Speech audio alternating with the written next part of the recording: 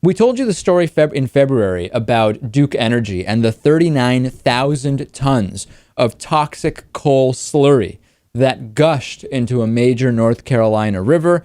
At the time, we also told you that Duke Energy, if they were forced to move out of those areas, said very upfront that they would pass on the costs of the cleanup to their customers. So as usual, the capitalist system works really well for the profits, and then, of course, socializing the social costs and cleanup costs. So now they've cleaned about 3,000 tons worth of the toxic coal slurry, and they've issued a press release saying that the cleanup has been completed. 92%, of course, of the heavy metal-filled and possibly radioactive coal ash is still coating 70 miles of river bottom, and river advocates are understandably frustrated.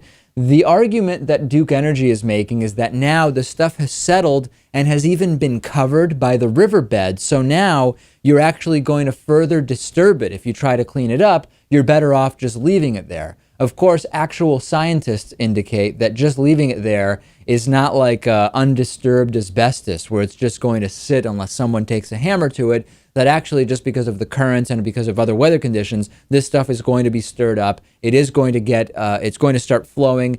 Animals in the river will start eating it, and it will work its way up the food chain. 92% of the coal ash slurry remains, and Duke Energy, Lewis, says, we're done here. Incredible. Incredible to think that they could get away with this too. They're just too powerful. Companies like this have too much leverage. Lewis, don't worry. The free market is going to take care of this because big businesses have the inherent incentive to regulate themselves to make sure that exactly what is happening doesn't happen. Thank you. That makes perfect sense. The other thing I was thinking was they want to frack. They want to keep fracking all over the place here. And meanwhile, they still leave 92% of the first disaster not cleaned up and say, let's just not touch it. It's fine. It's covered in sediment.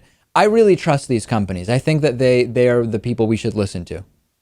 I think if we were to look at every company like this polluting nationwide, I don't know. I think if we could all see it happening simultaneously and the sheer amount of crap we're getting flooded with, it would probably be sickening, David, nauseating.